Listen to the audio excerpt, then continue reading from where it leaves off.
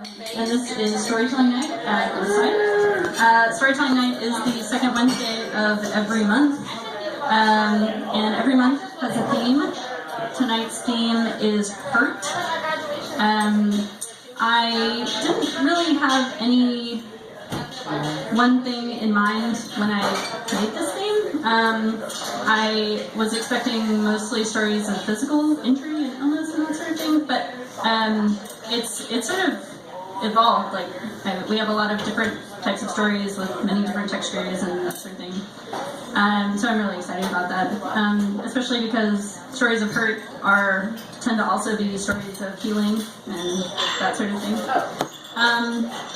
So we have some wonderful storytellers for you tonight. We're going to go ahead and get started.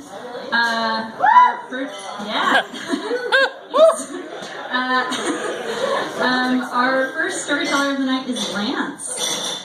This is Lance's sophomore performance. This is very exciting. That's a turn. That's a turn, thing. Come on down. Sophomore. Sophomore. Yeah. Let's hear it for our host, ladies and gentlemen. Yeah, just sucking out those obligatory applause any chance I can get. Okay. Another white guy in a suit. What's with the suit, Lance? Well, Johnny Cash became the Man in Black. But when he started out, he was a clerk typist in the Air Force, and all his friends had black shirts. So the jail, and the drugs, and the heartache actually came after all that soulful music that made him famous. I wear black not for the downtrodden or to try to make any sort of statement or anything. I just believe that you should dress towards your next position in life. And at my age and after what I've done, basically my next position in life is a dead guy. That's the joke, actually.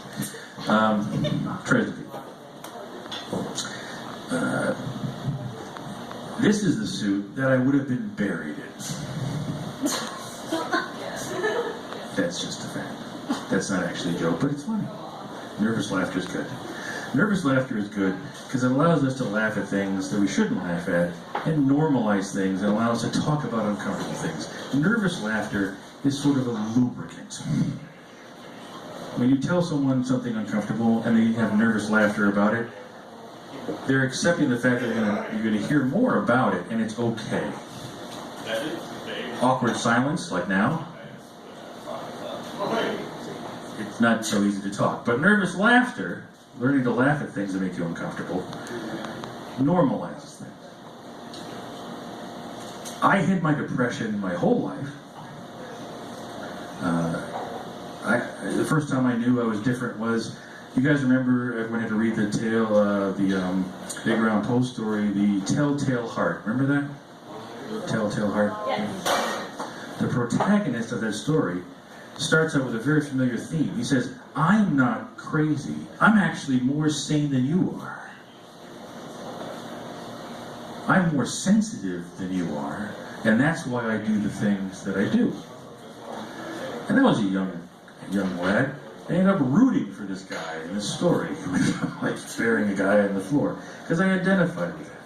Because when you have depression, you walk around in a more watercolory, melodramatic universe than other people walk around in.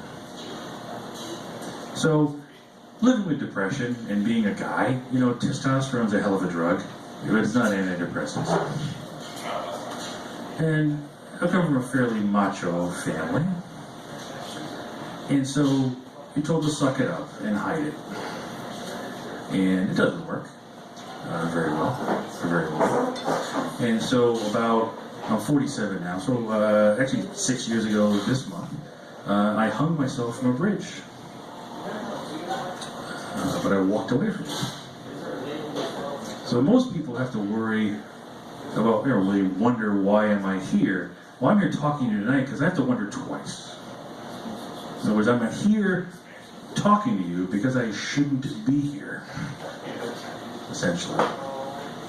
I bruised my heel a little bit, like a little bit of a scar. I walked away from it, like the fabulous Freep.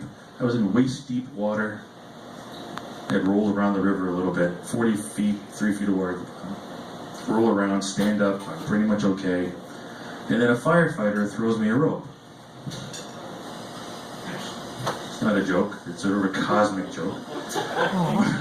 A chubby firefighter in like a bike helmet and his boating gear, the official bass boat deputized by the fire department, threw me this rope on, and I'm like, a rope. It makes a lot of sense right now. How do you get there? It's not particularly hard to explain.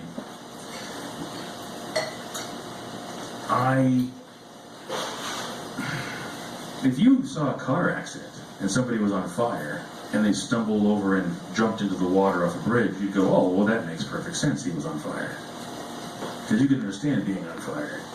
You can understand that kind of pain. What people can't understand is abject, unreasonable depression. Emotional pain, not logically connected to anything. Just depression. And maybe you can't understand it also because I'm a guy. I'm a cisgendered white stormtrooper of the patriarchy. I can't possibly be suffering from any of this thing like that. But I do. And I did. And that's what happened. So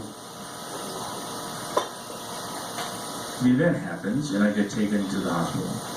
And a very interesting thing happens when you become involuntarily committed. There is a epiphany that happens in your life as someone who has a mental illness. And that is that you have one. Because what happens is you wake up in a mental institution and you look around at all these people and it's very uncomfortable because of privacy. The staff knows why everyone is there. But they can't tell you. So you sit down at lunch and you're looking at the people next to you and you're going, I wonder why they're here. It's sort of like at a bus stop where you wonder why they don't have a car. Or it's like Alice's Restaurant where you're thinking about the mother rapers and the father rapers and all things like that. And you're just, why are they there? Now, I had a scar around my neck. I jumped off a bridge. I'm the guy that didn't die jumping off a bridge, so everyone knew why I was there. But there's that moment when you get the orange trays and they're marking if you ate your food and everyone's complaining about the food. And you look around and you're very uncomfortable. And you make the ridiculous statement to yourself, boy, this place is full of crazy people. And then it hits you, oh yeah, I belong here. And all of the stigma that you put on other people and all your ideas of mental illness and every character you saw in a movie or a book that portrayed somebody with mental illness comes tumbling down on your head and you realize you're that guy. This is your actual problem. What are you going to do about it? When I first had what my mother calls my accident, which is not true, I didn't. It wasn't an accident. I accidentally tied 13 loops and jump on it.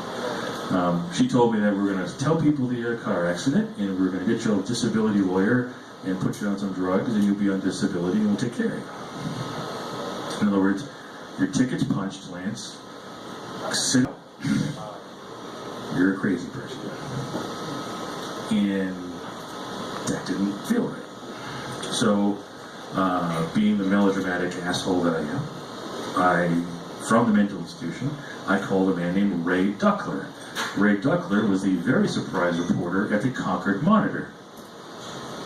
And I said, hi Ray, my name is Lance Dixon. I'm the guy that jumped off that bridge last week. Yeah, that's the same awkward silence, yes.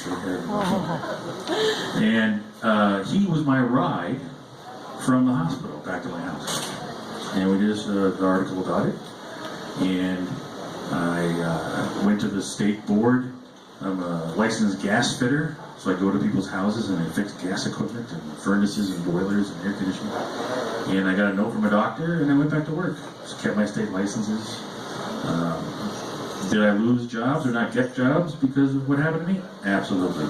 But where I work now knows that I have depression and I do talks like this. And it just helps to live openly with it. It's a bit awkward still sometimes when I go to get my hair cut, because they have scissors near your head, and they're asking you about the scar on your neck, and you have to tell them, well, step away for a second and I'll tell you why I got the scar. Because you just don't want the lady to have the buzzer or the shears next to your head when you tell her that, you hung yourself. It's not a good idea. So you spend 10 days in the hospital, and you get out, and you go back to work, and you try to normalize things. And what I've run into is that there not only a stigma to mental illness, there's also a profile. For some reason, I'm not trying to disparage other people's journeys. There are lots of very sensitive young women doing great work talking about depression. Right? There are. My problem with it is that they're so good at it, and they're all women, that people go, oh yeah, teenage girls have depression. Well, yeah. I don't think it's ever been a stigma that teenage girls have had emotional problems because they're surrounded by other teenage girls. I have a teenage daughter, and I know that the natural enemy of teenage girls are other teenage girls. It's a rough joint, okay? And that is now the profile of depression. You're bullied, you're depressed. It's a young woman thing. So if you're a state trooper or a firefighter or a pipe fitter like me and have depression, it's now princess pony party time, apparently, with depression. And it's seen as a sensitive, feminine thing, aspect to have. You're depressed. Because we're men, and we're just macho jerks, and we can't even ask for directions, let alone tell people how we feel.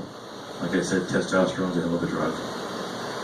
And the people that are more easily opening up about depression are creating the discussion. It's excruciatingly difficult. I go and give talks. I can go talk to people that agree with me all the time. If I want to talk to firefighters or police organizations, nope, can't do it. Thin blue line. I was told by the head psychiatrist for the New Hampshire State Police that they take care of that internally. And I said, well, you realize that the person most likely to shoot a police officer is themselves. And another awkward silence like that. So that's what I'm out there trying to do. So, what I'd like to leave you with, what would I like to leave you with? What could I leave you with? That wonderful, awkward laughter. Remember that awkward laughter and that smile.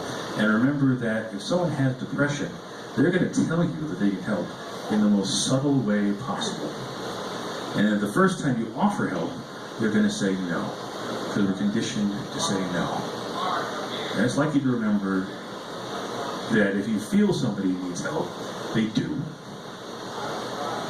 And that they're going to say no at least once when you offer help.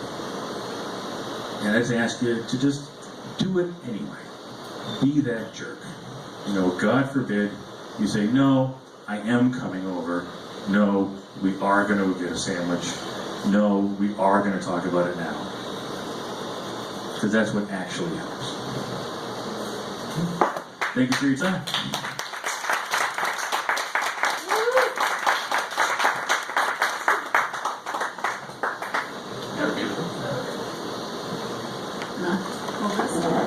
Thank you, Lance. I'm also wearing all black. But